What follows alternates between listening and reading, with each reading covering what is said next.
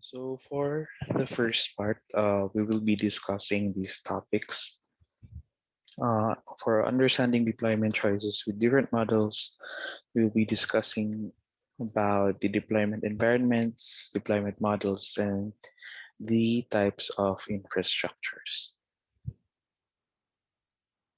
So for the deployment environments, we'll be discussing about these four. So there's development environment, testing environment, staging environment, and production environment.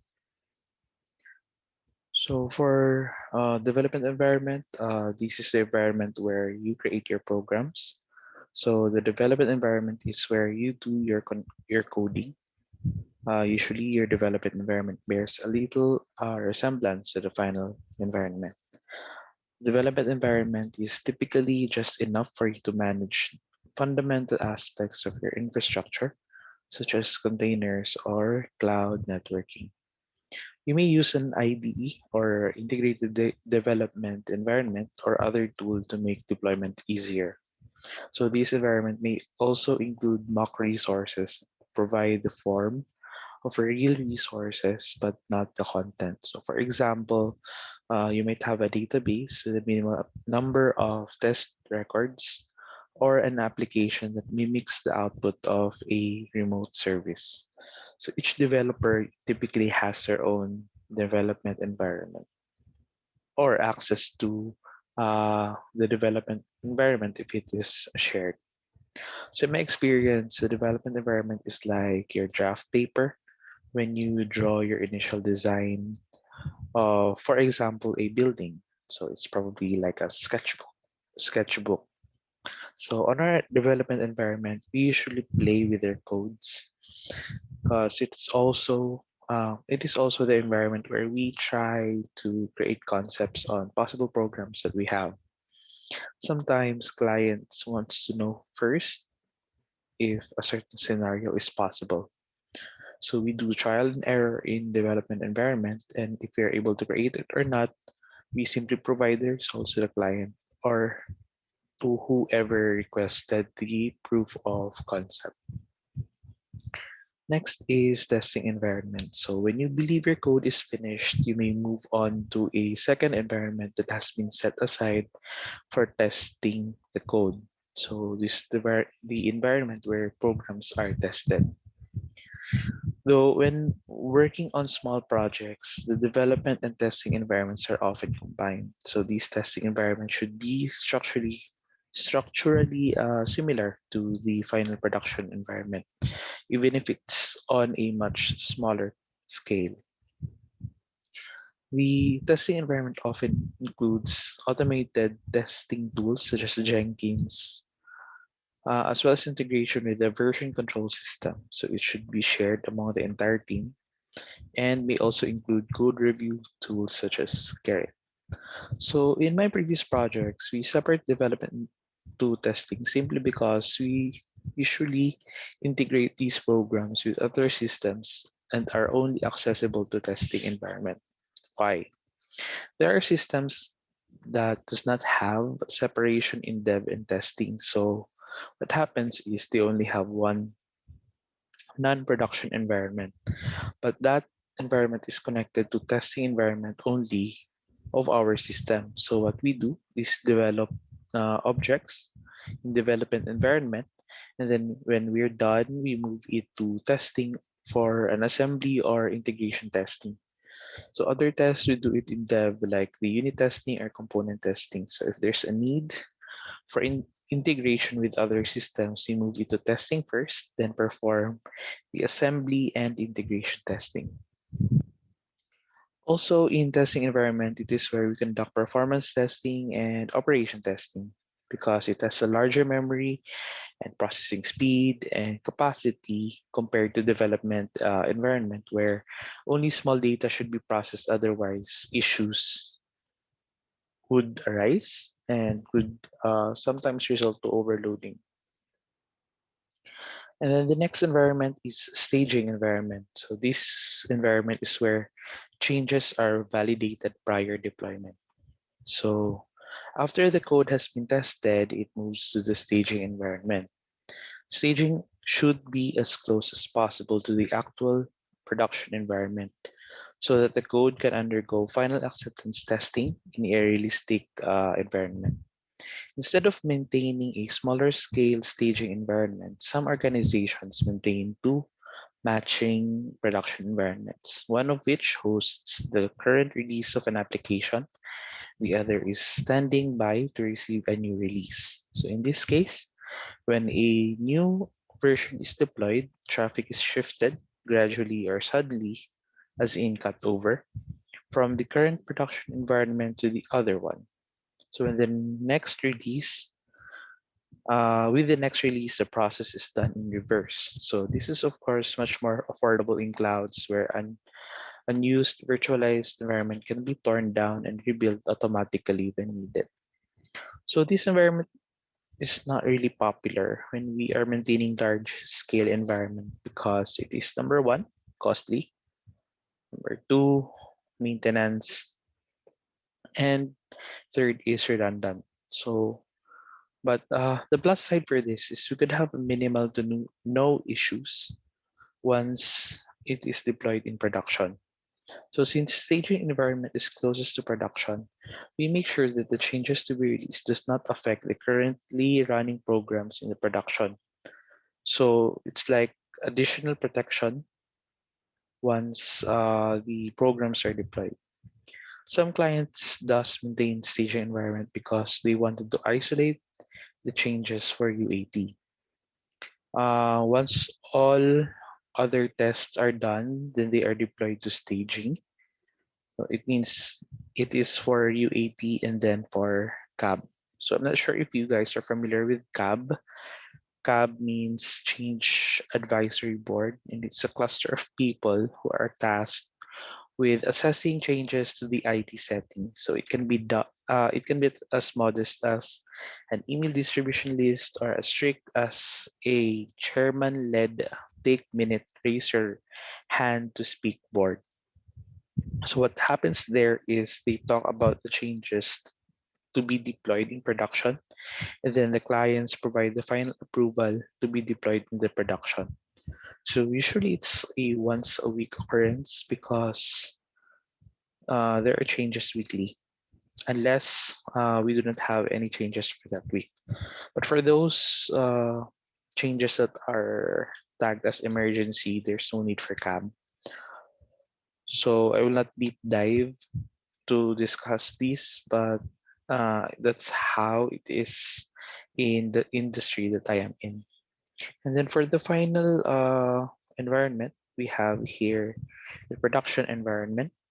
So the production environment is the environment where programs are deployed for client use. So finally, the code arrives at the production environment where end users interact with it. And at this point, it has been tested multiple times and should be error-free. The production environment itself must be sized and constructed to handle expected traffic, including surges that might come seasonally or with a particular event. So handling those surges is something you can plan for when designing your infrastructure. Before looking at infrastructure, however, you need to know about different models that you can use for deploying your software. So this is a final environment. So it is here that the client uses the programs for business use. Usually, once we deploy, those who are responsible for the development of the new objects does the so-called hypercare. So what is hypercare? So it's usually a stage that acts like a warranty. So for example, when you buy a certain product, usually it comes with a warranty. So it's the same with the software development. When we deploy objects or programs to the production, we provide a mandatory hypercare period wherein the developers support the project until a certain period. Once it has been completed or once the warranty wears off, it should now be transferred to the support team. So the support team will handle any issues moving forward. So during the hypercare period, the developers should do a handover to the support team. And then usually the two teams meet and discuss every programs and then provide a sign off. Then hands off, dev team then hands off. I mean the development team uh, hand like provide a sign off and then hands off to the programs that was already deployed. Right, so you might wonder, we discussed before that after deployment, usually we go back to the planning stage. So it actually depends on the client. Usually when there's a really big shift or change in the company, they do it in batches, but it takes a lot of months. So I consider it as like I do not consider it as like a sprint or agile because it would take more than 1 month. So it's based on my experience, but still it depends on the scope of the development. Before we do it in waves. So the first wave we had like 8 months, and then the second wave we have for 6 months. So it's a really long duration per wave or per project. So going back to the deployment, if there are no more objects or programs to be developed, it would mean sunset for the development team. So when we say sunset, it means that the team is dissolved, and then the developers move to other projects or clients. So you might ask, what if there's a change after the deployment?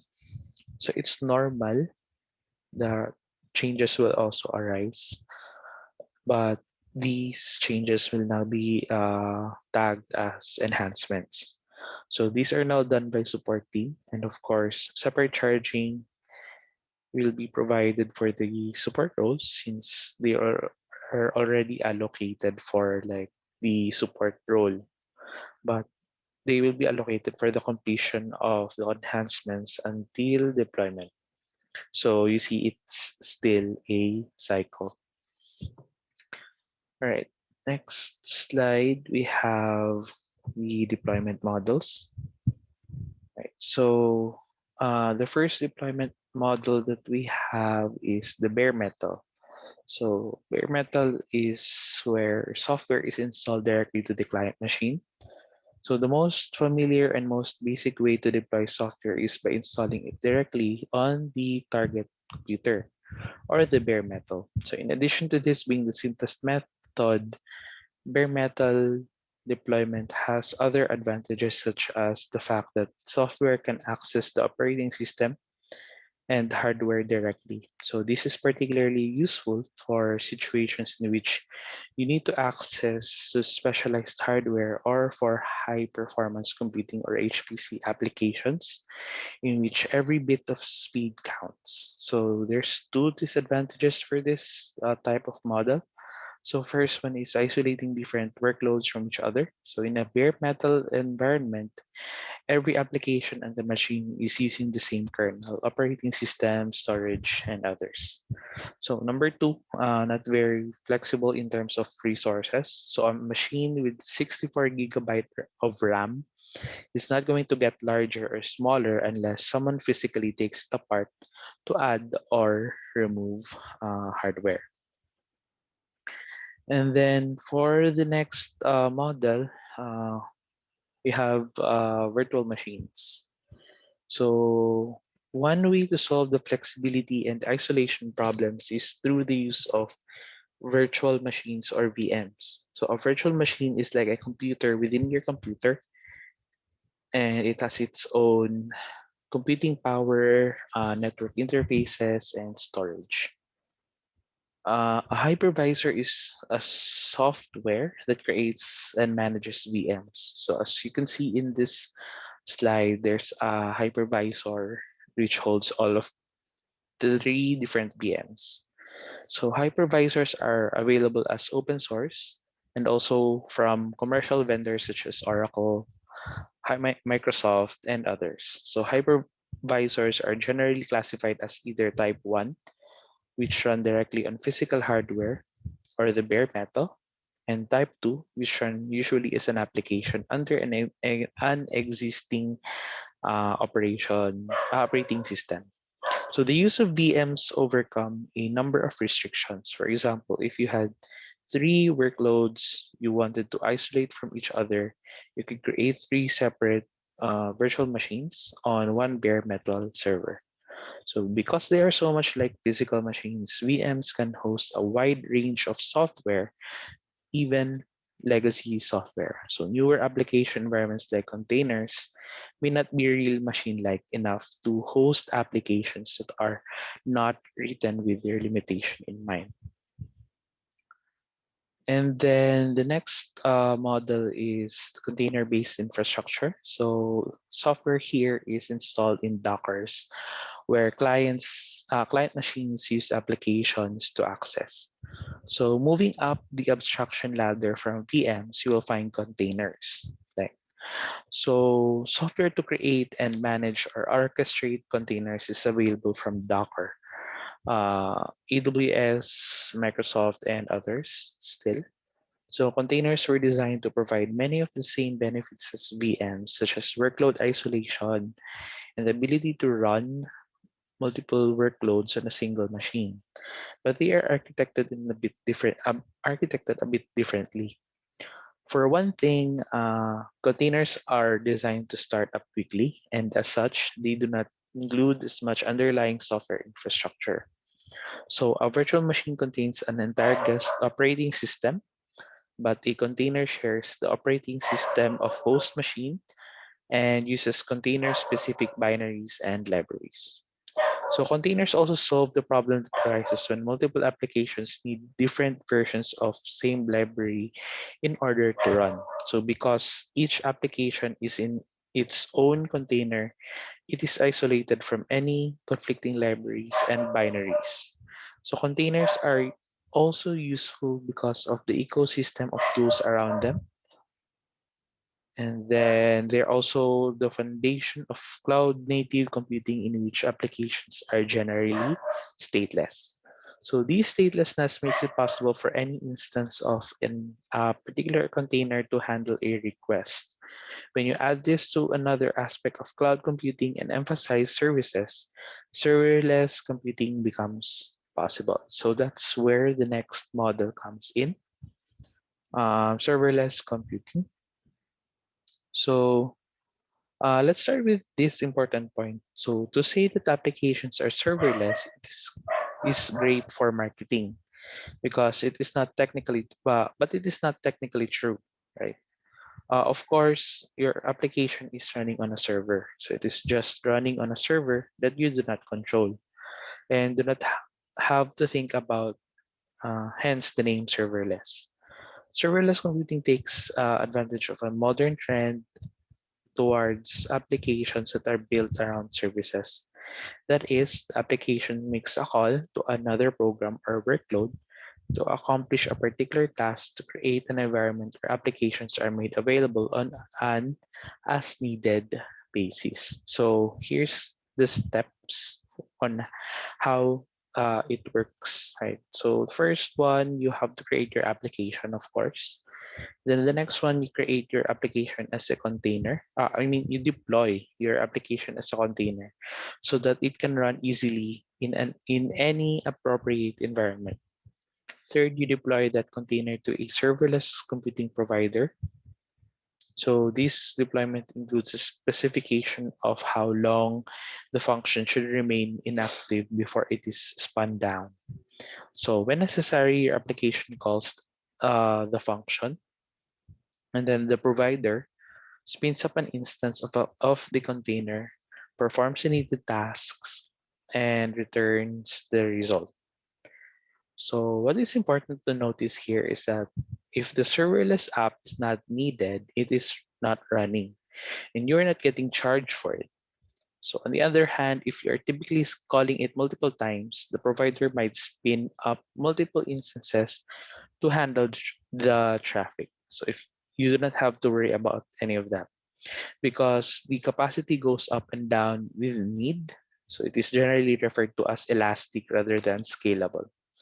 So while there is a huge advantage in the fact that you are only paying for the resources that are actually in use, as opposed to a virtual machine that may be running all the time, even when its capacity is not needed, the serverless computing model means that you have zero control over the host machine. So it may not be appropriate from a security perspective. So in terms of difference of deployment models, you could probably say that every model has its own ups and downs. So it depends on the scope of these applications, because if it's only needed for a certain client personal computer, then there's no need for it to be contained on a Docker and or to be deployed on a server. The point is, depending on the application, each module can be used to support the use of these softwares. Right. So for the next topic, we have types of infrastructure.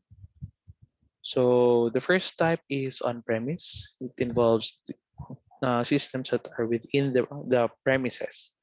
So technically speaking, on-premises means any system that is literally within the confines of your building. In our case, we're talking about the traditional data centers that house individual machines which are provisioned for applications. So rather than clouds, external or otherwise. So these traditional infrastructures are data centers with servers dedicated to individual applications or to VMs, which essentially enable a single computer to act like multiple computers. So operating a traditional on-premises data center requires servers, storage, devices, and network equipment to be ordered, received, assembled in racks, moved to a location cabled for power and data. These equipment must be provided with the environmental services such as power protection, cooling, and fire prevention. Servers then need to be logically configured for their roles. Operating systems and software must be installed, and all of it needs to be maintained and monitored. So all of these infrastructure work takes time and effort. So requests for resources need to go through the operations team, which can lead to delays of days, weeks, or even months, while new hardware is obtained, prepared, and provisioned. So in addition, scaling an application typically means moving it to a larger server, which makes scaling up or down a major event. That means an application is almost always either wasting money with excess capacity that is not being used or underperforming because it does not have enough resources. So these problems can be solved by moving to a cloud-based solution. So my take on this on-premise, well, most companies have these so-called legacy systems, right? So when we say legacy systems, they are those systems that were created by the on-site IT team and are being used by a certain department in a company. So what happens there is that they maintain the systems themselves, and then they have the on-site IT consultants to do the changes. Now, a lot of IT practitioners now recommends moving up to cloud-based solution. However, in what I have seen firsthand is that moving up is not an easy task. It is usually a major change and a very big investment, especially when you are a small company. But even those big companies who can afford the cost still finds it very costly because every peso or dollar counts, right? So what others do is that they shift most of their systems still to an upgraded on-premise infrastructure. Probably they don't need cloud as transactions are being done inside the network, inside their network. Also, it's either if they do on-premise, they pay the cost one time, big time, unlike from cloud-based we're in medium cost, but there's yearly subscription, right? So in the long run, you'd be paying more in a cloud solution. But for those who are But these are just my first-hand experience on my previous clients. They choose either on-premise or on cloud. So my take on this is since I am working on a technology that is best suitable for on-premise, a lot of individuals say to me that in 3 years everything is on cloud. But I will not deny that. But whenever I encounter clients or companies who still shift to a different technology for business process, but are still using the on-premise, I could say that the on-premise will still be there regardless if cloud-based is booming, because there are also downsides at the moment for cloud solutions still. So I'll be discussing those on the next slide. Right, so the next type of infrastructure, we have the private cloud. So it involves systems which includes a private cloud that is solely managed by the organization. So the downside of an on-premise infrastructure can be easily solved by a cloud computing. So a cloud is a system that provides self-service provisioning for compute resources, networking, and storage. So a cloud consists of a control plane which enables you to perform requests. You can create a new virtual machine, attach a storage volume, even create a new network and compute resources. So clouds provide self-service access to computing resources such as VMs, containers, and even bare metal.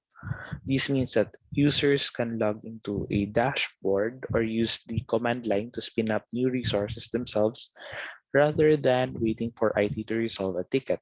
So these platforms are sometimes referred to as infrastructure as a service, or IaaS. What distinguishes private cloud from other types of clouds is that all resources within the cloud are under the control of your organization.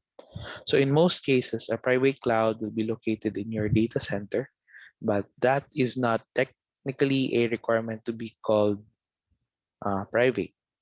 The important part is that all resources that run on the hardware belong to the owner organization. The advantage of a private cloud is that you have complete control over where it is located, which is important in situations where there are specific compliance regulations and that you do not typically have to worry about other workloads on the system. So on the downside, you have to have an operations team that can manage the cloud and keep it running. Right. So let's go to the next type. The next type is the public cloud. So it involves systems which includes a public cloud that is managed by a public cloud provider. So a public cloud is essentially the same as a private cloud, but it is managed by a public cloud provider.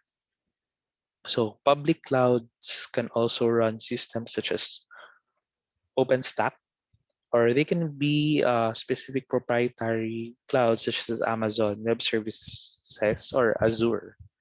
So public cloud customers may share resources with other organizations. So your virtual machine may run on the same host as the virtual machine to someone else. So alternatively, public cloud providers may include customers with dedicated infrastructure.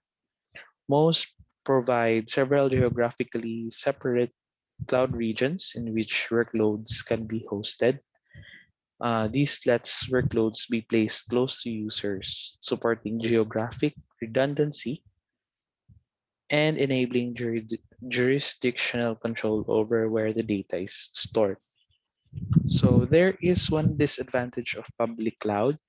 Because you're sharing the cloud with other users, you may have to contend with situations in which other workloads may take up more than their share of resources. So this problem is worse when cloud provider is overcommitting. So the provider assumes that not all resources will be in use at the same time and allocates more virtual resources than physical resources, right?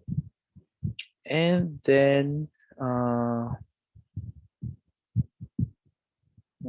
okay, for the next type of infrastructure, we have the hybrid cloud. So it involves systems which includes both public and private clouds. So as you might guess, hybrid cloud is a combination of two different types of clouds. So typically, hybrid is used to bridge a private cloud and a public cloud within the single application. So the as you can see in here, the internet cloud that has the line with arrows at both ends pointing toward the internal network contained within the public cloud, and the same thing pointing to the internal network icon within the private cloud. Both of the public and private clouds have lines from the internal network going to virtual machine, container, bare metal, and shared storage. The private cloud has an internal user with an arrow pointing toward the internal network. So hybrid cloud combines public and private cloud to provide additional resources and security where necessary. So hybrid cloud is often confused with multi-cloud, so in which an organization uses multiple clouds for different purposes. What distinguishes hybrid cloud is the use of more than one cloud within a single application. As such, a hybrid cloud application has to be more aware of its environment than an application that lives in a single cloud. A non-hybrid cloud application and its cloud are like a fish and the ocean. The fish does not need to be aware of the ocean, but the ocean is just there, all around the fish. So when you start adding hybrid cloud capabilities to an application, that application has to be aware of what resources are available from where. It is best if the application itself do not have to handle these things directly. It's better to practice to have some of the interface that the application can call when it needs more resources. And that interface makes a decision regarding where to run those resources and passes them back to the application. This way, the resource mapping logic can be controlled independently of the application itself, and you can adjust it for different situations, right? So in addition, container orchestrators have become very popular with companies employing hybrid cloud deployments. The orchestrators provide a cloud vendor agnostic layer, which the application can consume to request necessary resources, reducing the environmental awareness needed in the application itself. So before we proceed with the last type, my take for cloud is that we do have a deployed cloud which is accessible only to us, but only when we are inside the network of the client. So yes, it is secured. I would say that we are on hybrid because we also have connections to third party using an application, but we consider it our own and systems on private and that on private that the organization owns. So the client could that specific client could afford implementing a hybrid cloud plus an on-premise system. But I guess it's understandable because the scope of their business is international, which is why they can afford it. So the disadvantage that I saw is that there really are systems which runs on premise. They cannot be on cloud because they are also at risk for hackers as well. So I can't say that on premise are hack proof, but they could as easily as isolate the whole system once they detected the hack, and also not all are exposed to cloud. All right, so let's proceed with the last type of infrastructure. So the newest type of cloud is the edge cloud. So the edge cloud is gaining popularity because of the growth of the Internet of Things or the IoT. These connected devices, such as connected cameras, autonomous vehicles, and even smartphones, increasingly benefit from computing power that exists closer to them on the network. The two primary reasons that closer computing power helps IoT devices are speed and bandwidth. So let's take an example. If you're playing a first person shooter game, even half a second of latency between when you pull the trigger and when the shot registers is unacceptable, right? So half a second, you'd notice it. Another instance where latency may be fatal is when literally it is when with self-driving vehicles. So at 55 miles per hour, a car travels more than 40 feet in just 500 milliseconds. So if a pedestrian steps off the curb, the car cannot wait for the instruction on what to do, right? So there's also a second issue. So typically the self-driving car prevents the latency problem by making its own decisions. But that leads to its own problems because these vehicles are using machine learning, which requires enormous amount of data to be passed to and from the vehicle. So it is estimated that these vehicles generate more than 4 terabyte of data every hour. And most networks cannot handle that kind of traffic, especially with the anticipated growth of these vehicles in the market, right? So to solve both of these problems, an edge cloud moves computing closer to where it is needed. So instead of transactions making their way from an end user, for example, in Cleveland, to the main cloud in Oregon, there may be an intermediary cloud. We call it an edge cloud in Cleveland. So the edge cloud processes the data or transaction, and then it then either sends a response back to the client or does a preliminary analysis of the data and sends the result to a regional cloud that may be farther away, right? So edge cloud computing compromises one or more central clouds and that act as the hub for the edge clouds themselves. So hardware for the edge clouds is located as close as possible to the user. So for example, you might have edge hardware on the actual cell tower handling the signals to and from a user's mobile phone. So another area where you may see edge computing is in retail, where you have multiple stores. Each store might have its own internal cloud. So this is an edge cloud which feeds into the regional cloud, which in turn might feed into a central cloud. So this architecture gives local offices the benefits of having their own cloud, such as consistent deployment of APIs to ensure each store can be managed, updated, and monitored efficiently.